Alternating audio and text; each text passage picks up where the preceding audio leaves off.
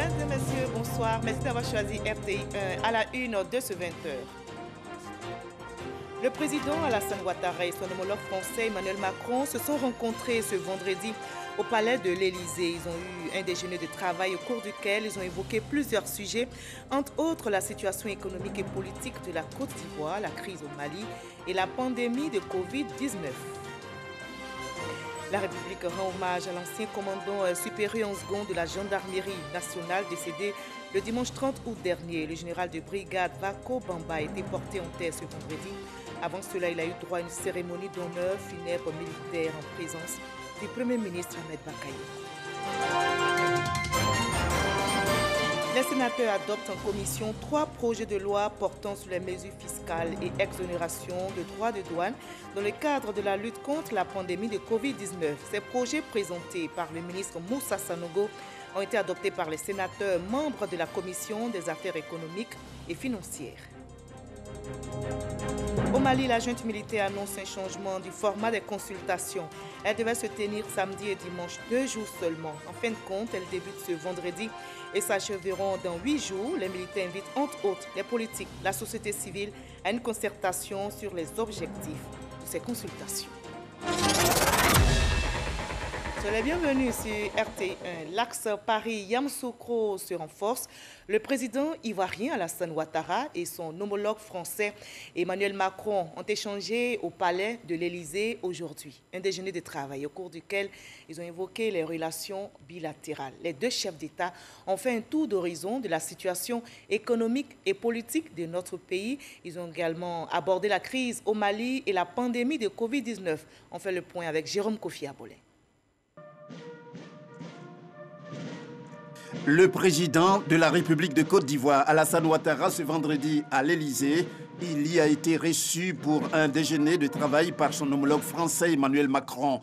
Les deux chefs d'État se sont félicités à cette occasion de l'excellence des relations entre leurs deux pays et ont réaffirmé leur détermination à les renforcer davantage. Le président ivoirien et le chef de l'État français ont également noté la nécessité de voir les élections présidentielles du 31 octobre 2020 sur le sol ivoirien se dérouler dans un climat apaisé afin de garantir la paix et la stabilité en Côte d'Ivoire. Aussi faut-il ajouter que les présidents Ouattara et Macron ne se sont pas quittés sans parler de l'évolution de la situation dans la sous-région, notamment la crise au Mali marquée par la démission du président Ibrahim Boubacar Keïta après la prise du pouvoir par la junte militaire. Les chefs d'État ivoiriens et français ont à cet égard réitéré leur engagement aux côtés des Maliens à tout mettre en œuvre pour contribuer conformément aux décisions de la CEDEAO au maintien de la stabilité, la paix et la sécurité au Mali. Ici en Côte d'Ivoire, la République rend hommage à l'ancien commandant supérieur en second de la gendarmerie nationale décédé le dimanche 30 août dernier. Le général de brigade Vako Bamba a été porté en terre aujourd'hui, mais avant cela, il a eu droit à une cérémonie d'honneur funèbre militaire en reconnaissance de ses mérites. C'était en présence du Premier ministre Ahmed Bakayoko. Reportage signé Abou Sanogo. La dépouille du général de brigade à la retraite Vako Bamba, ancien commandant supérieur en second de la gendarmerie nationale de 2011 à 2016, porté sur la place d'armes de l'école de gendarmerie d'Abidjan.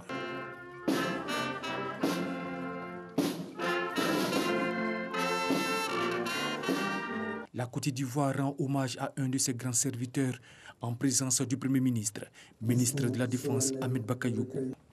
Une cérémonie d'honneur funèbre militaire en reconnaissance de ses mérites. Ahmed Bakayoko va s'incliner devant la dépouille de Vako Bamba. Ses anciens collaborateurs, après avoir fait le récit de sa riche carrière, ont reconnu qu'il était un officier de grande valeur. Il était un bourreau du travail bien fait. Mon général, merci pour tout ce que vous avez été pour la gendarmerie nationale. Vous avez fait votre part, parfois au détriment de votre famille, mais toujours selon notre si chère devise, pro patria, pro lere. La famille du défunt a tenu à exprimer sa gratitude au chef de l'État Alassane Ouattara pour le soutien qu'elle a apporté en ces moments douloureux. Général Vako, tu t'en vas. Tu nous laisses 3 grandes vertus. Premièrement, l'humilité. Deuxièmement, la discrétion. Troisièmement, la dignité. Vako, repose en paix. Sonnerie aux morts pour l'ultime adieu, suivi de la remise du drapeau symbole de l'État à sa famille par le Premier ministre, ministre de la Défense, Ahmed Bakayoko. Au nom de son Excellence, Monsieur le Président de la République, recevez nos sincères condoléances.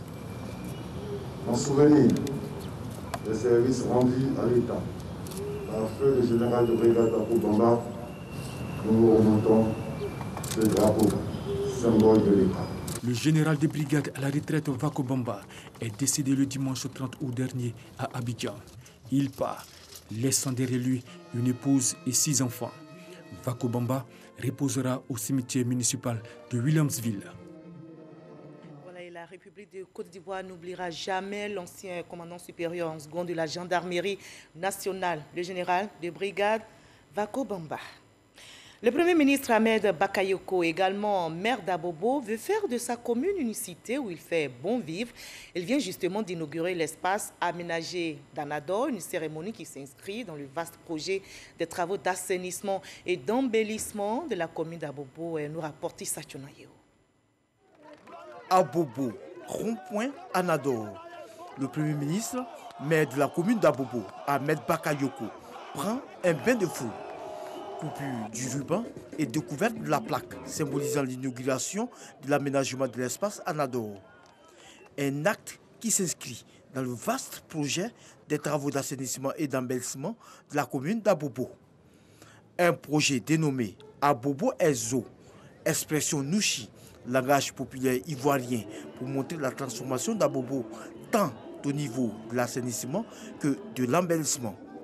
Avec cette inauguration de l'espace Anador, Ahmed Bakayoko, maire d'Abobo, met en exécution une de ses promesses de campagne, celle de faire de sa commune l'une des meilleures du district d'Abidjan, voire de la Côte d'Ivoire. Le but, c'est de rendre le cadre de vie des Abobolais agréable.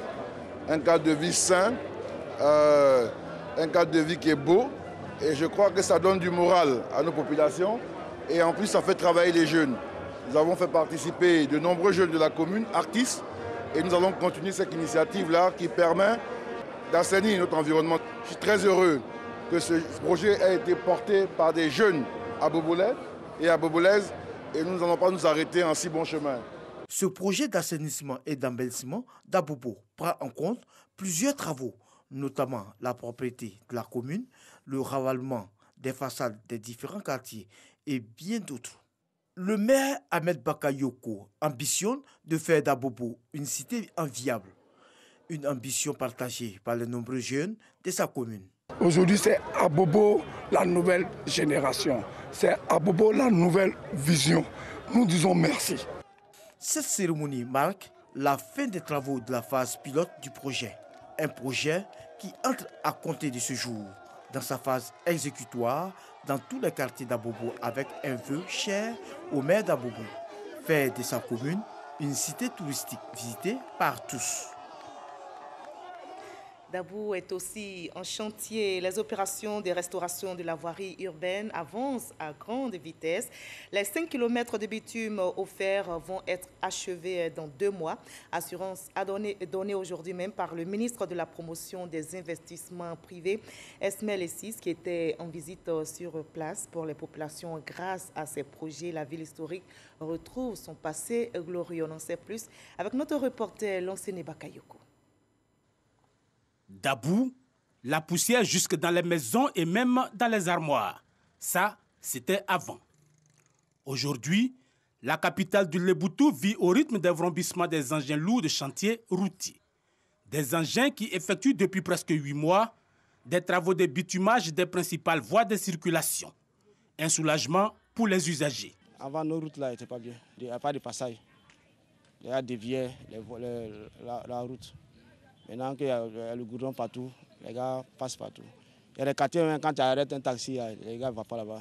Ils disent que la route n'est pas bonne. Soit tu as 500, 1000 francs. Maintenant, quand tu dis 200, les gars s'en vont. Avec le bitumage de ces voies longtemps restées en état de dégradation, la ville de Dabou subit un véritable lifting et donne petit à petit fier à lui au chef-lieu des Grands Ponts.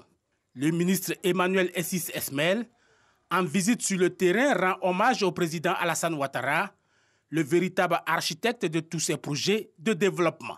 Nous sommes très heureux parce que les entreprises et les agences nationales qui sont en charge de suivre ces travaux nous rassurent qu'ils sont à 85% de réalisation des travaux.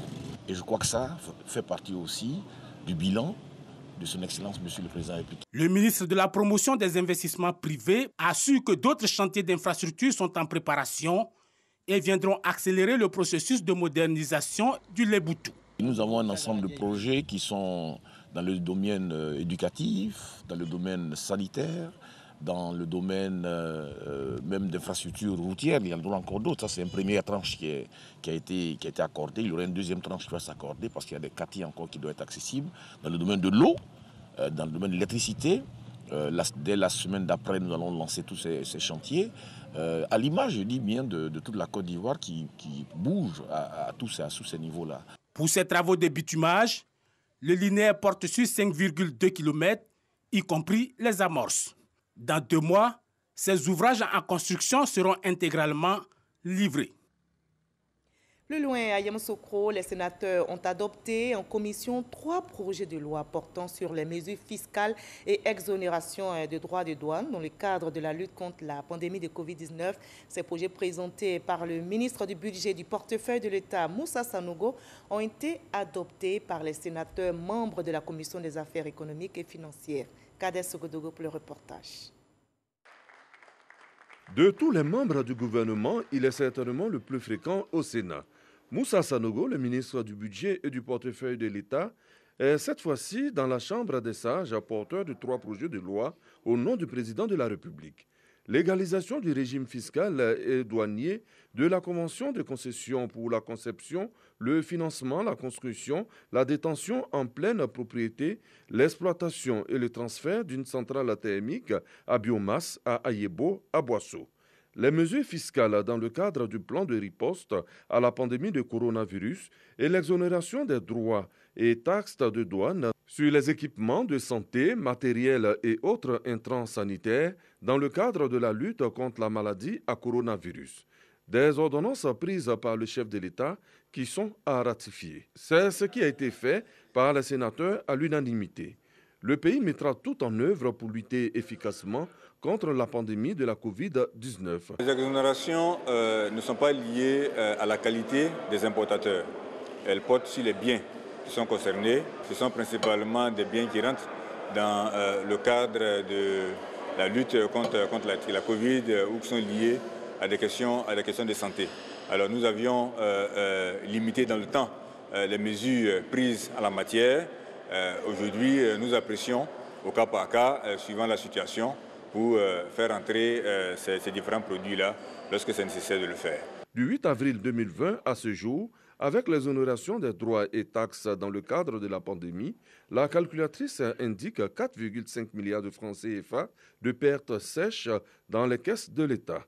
Aucun sacrifice ne sera de trop pour préserver la santé des populations, a rassuré Moussa Sanogo. Et toujours dans l'actualité nationale, la LONASI distinguée meilleure entreprise publique. La Loterie nationale de Côte d'Ivoire a été primée à l'issue de la 2e édition du prix d'excellence de la gouvernance des entreprises publiques. L'initiative vise clairement à encourager les sociétés d'État qui enregistrent des progrès tant dans le domaine social qu'économique et qu'elles soient commerciales ou non. L'État a mis en œuvre ces dernières années une série de réformes pour une meilleure gouvernance et une rentabilité des entreprises publiques. Mama Traoré. Société dénommée Loterie nationale. La Loterie nationale de Côte d'Ivoire, LONASI, primée pour ses résultats de 2019. Durant cet exercice, l'entreprise publique à vocation commerciale a vu son chiffre d'affaires grimper de 124%, passant de 115 milliards à 207 milliards de francs CFA. Sur la même période, dans le secteur non marchand, Côte d'Ivoire Énergie se révèle comme étant la meilleure société d'État pour avoir fait passer la couverture nationale en électricité de 58% à 68,8%. Quant à la distinction du conseil d'administration le plus efficace, elle revient à l'Office national de l'eau potable sur la base de la mise en œuvre des bonnes pratiques de gouvernance. Nous nous engageons à œuvrer davantage à faire en sorte que la croissance du chiffre d'affaires se fasse ressentir dans toutes les régions, puisque c'est la loterie nationale de Côte d'Ivoire. Donc les œuvres sociales doivent aller en faveur de toute la communauté, en termes de construction d'écoles, en termes de construction d'hôpitaux. Nous avons fait donc des plans directeurs qui consistent à développer de façon harmonieuse le parc de production, à développer le réseau de transport, à développer tout le réseau de distribution pour une amélioration de la qualité de la fourniture. À partir du moment où l'entente est parfaite, eh bien, le conseil d'administration oriente et la direction générale exécute. La saine émulation que crée l'instauration du prix de la performance des entreprises publiques augure de lendemains meilleurs pour le portefeuille de l'État. Le portefeuille de l'État s'améliore, on a de meilleurs résultats, on a une bonne évolution des chiffres d'affaires, on a également des conseils d'administration qui fonctionnent de mieux en mieux avec des administrateurs qui sont mieux formés. Le prix d'encouragement, né à la faveur de cette deuxième édition, a été raflé par la Banque nationale d'investissement BNI. Ce prix récompense une entreprise publique en forte progression après un cycle déficitaire. Voilà, la LONASI, meilleure entreprise publique, tisse effectivement la toile de la solidarité. L'entreprise fait du social. Vous allez le voir, elle vient d'offrir 4 ambulances médicalisées au Conseil régional du Tchologo. La Loterie nationale de Côte d'Ivoire fait donc d'autres ambulances et remis des véhicules de liaison pour faciliter le déplacement du corps médical dans des localités du pays, nous dit Didier Nguessan. La Loterie nationale de Côte d'Ivoire, LONASI, offre 4 ambulances médicalisées à la région du Tchologo. D'une valeur totale de 132 millions de francs CFA, ces véhicules sont destinés à la prise en charge des malades dans les centres de santé ruraux de Nation, Lenguekoro, Nafana et Kafolobak. Diomandé Aboulaye, vice-président du conseil régional du Tchologo, s'est engagé à veiller à l'entretien des ambulances. Au nom des populations bénéficiaires, Ouattara Yacouba a exprimé leur immense joie et dit mesurer à sa juste valeur l'utilité du don qui va permettre de rapprocher les populations des centres de santé. En plus de la région du Tchologo, les localités de Bobi, à Séguéla, Satama Sokoro, à Dabakala et récemment Logbakro dans le département de Yamoussoukro ont également reçu des ambulances médicalisées de la part de la LONASI. Autre action à saluer, une microfinance destinée à accompagner financièrement les acteurs de la pêche voit le jour. Le ministre des Ressources animales et halieutiques, Moussa Dosso, a présidé ce vendredi au quartier Zimbabwe à Vridi la cérémonie d'inauguration de cette microfinance. Les pêcheurs artisanaux, les marailleurs et les fumeuses de poissons pourraient, au travers de cette microfinance, avoir un meilleur accès au financement pour leurs activités tout en sécurisant leur épargne. Jean-Luc Mpo. Une institution financière spécialement dédiée aux acteurs de la pêche. C'est le pari que veut relever la coopérative des acteurs de la pêche artisanale et maritime de Côte d'Ivoire et les promoteurs d'AG Finance, une microfinance qui ouvre ses portes en plein cœur du quartier Vridi 3, communément appelé Zimbabwe. Pour les pêcheurs, marailleurs et autres fumeuses de poissons qui ont fait nombreux le déplacement, c'est une nouvelle ère qui s'ouvre. Quelquefois, on a des clients qui nous commandent du poisson et on n'arrive pas à les satisfaire par manque de moyens. Donc, si on a un appui, on pourra aller de l'avant. Quand le pêcheur débarque, il donne son poisson à une marailleuse. Quand elle a vraiment besoin du poisson, alors qu'elle n'a pas les moyens, c'est en ce moment que la microfinance rentre en ligne de compte immédiatement. Ils conviennent du montant de la transaction qui sera validé et c'est ce document qui est transmis à l'agence pour paiement. La pêche artisanale représente à elle seule plus de 70% de la production nationale de poissons. De quoi susciter l'adhésion du ministre de tutelle à cette initiative. Les financements aux micro-projets, aux PME, il est rare de les voir, les marailleuses et les transformatrices. De façon générale, la famille des pêcheurs sont des acteurs extrêmement importants dans notre économie. Et une telle initiative ne pouvait que recevoir l'appui du gouvernement à travers mon ministère. S'associer aux efforts du gouvernement pour combattre la pauvreté au sein des populations défavorisées. Tel est l'objectif des promoteurs de cette microfinance. Ils ont choisi d'implanter leur première agence dans ce quartier, connu pour abriter une importante corporation de marailleuses et de pêcheurs. Voilà, la Côte d'Ivoire au travail s'engage au plan sanitaire contre le coronavirus. Les messages de sensibilisation se poursuivent pour contrer le virus.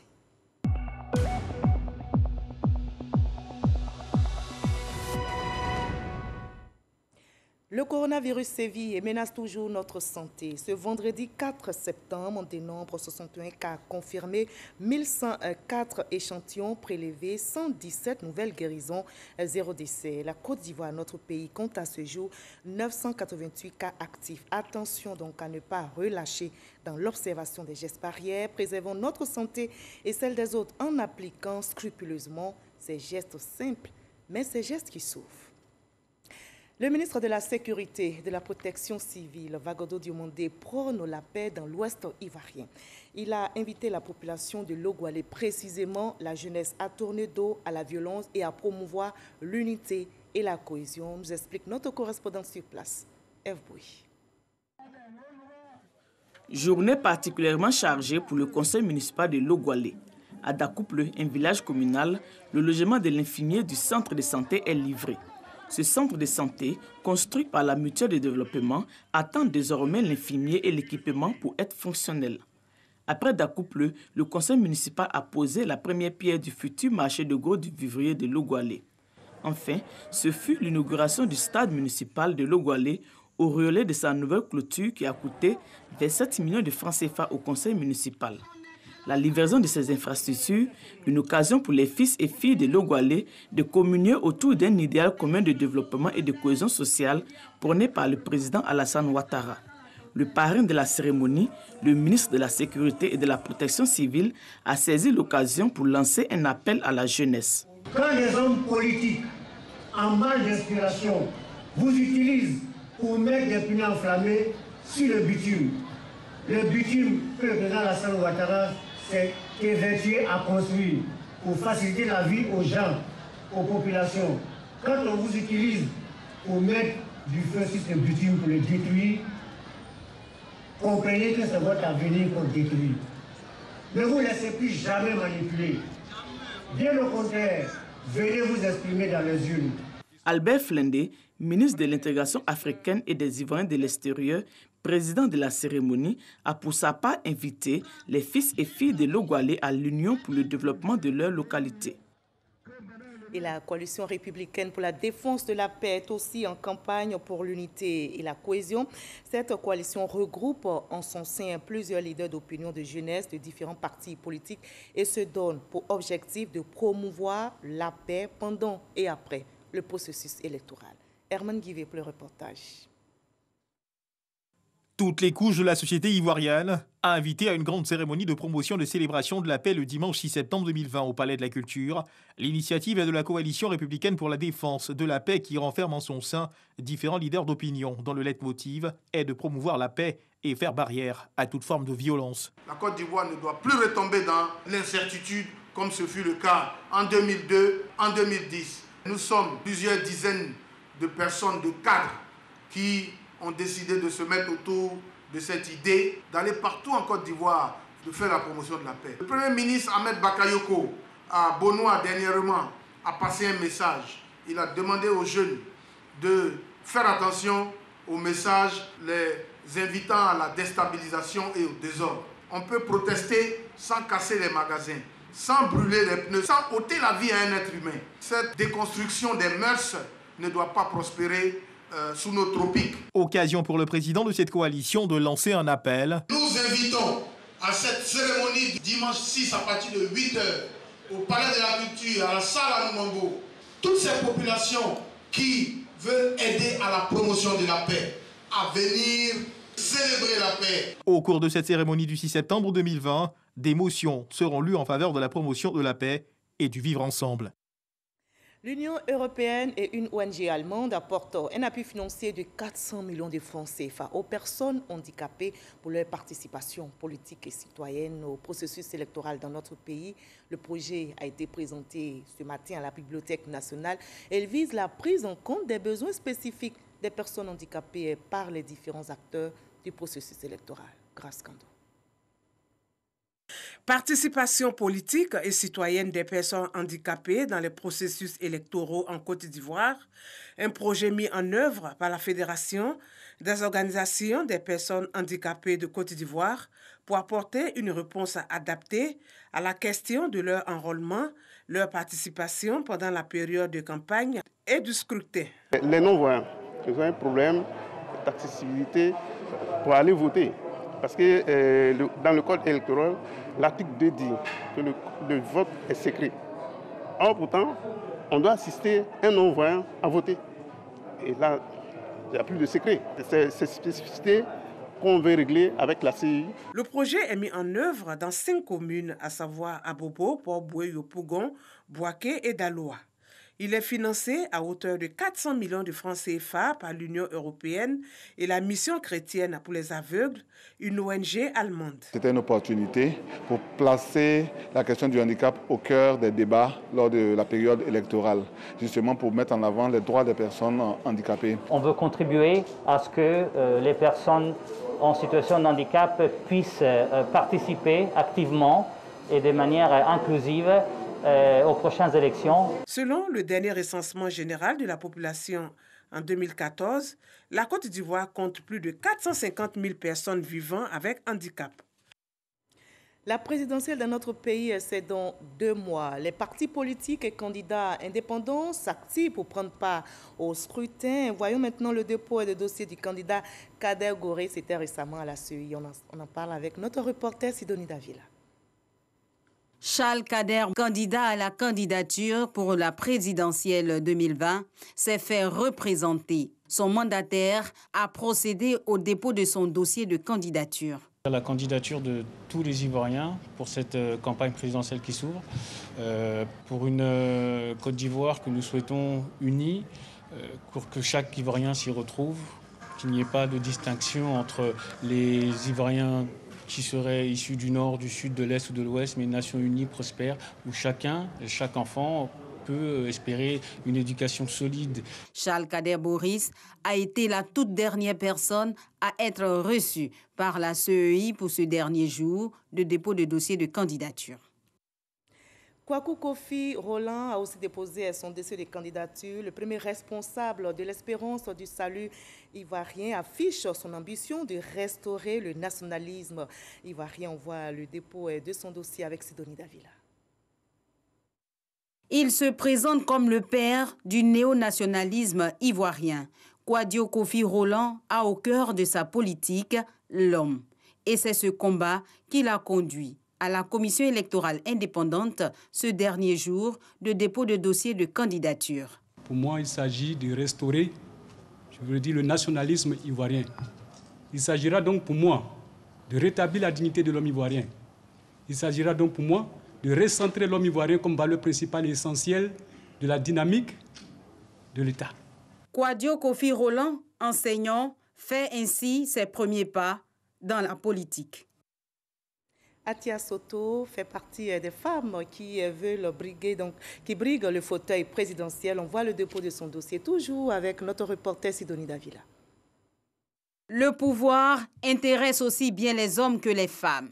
Atia Soto, révérend pasteur, est la 3e femme de ce dernier jour de dépôt à faire acte de candidature. Son représentant donne ses motivations. Juste participer au processus électoral qui aura lieu le 31 octobre. Donc à cet effet, nous avons déposé le maximum de dossiers possibles. Comme je l'ai dit aux représentants, ou du moins au secrétaire permanent, que le reste, c'est la Cour constitutionnelle qui décide.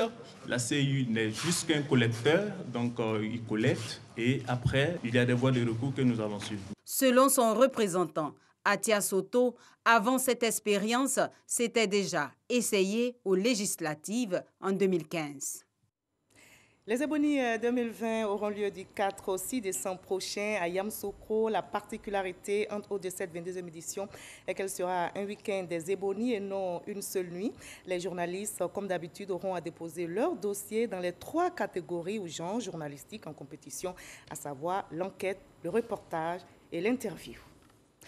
À l'étranger au Mali, la junte militaire au pouvoir depuis le 18 août annonce un changement du format des consultations nationales sur la transition politique à venir. Elle devrait se tenir demain, samedi et dimanche, 2 jours seulement. En fin de compte, elles débutent aujourd'hui même et s'achèveront dans 8 jours. Les militaires invitent les politiques, la société civile, les syndicats ou encore des groupes armés signataires de l'accord de paix de 2015 à une concertation ce samedi sur les objectifs de ces consultations. Et je rappelle que l'axe Paris-Yamoussoukro se renforce. Le président ivoirien Alassane Ouattara et son homologue français Emmanuel Macron ont échangé au palais de l'Élysée ce vendredi 4 septembre. Un déjeuner de travail au cours duquel ils ont évoqué les relations bilatérales. Les deux chefs d'État ont fait un tour d'horizon de la situation économique et politique de la Côte d'Ivoire. Ils ont également abordé la crise au Mali et la pandémie de Covid-19.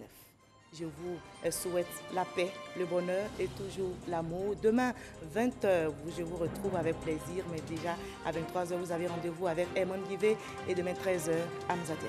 Très belle soirée, prenez soin de vous.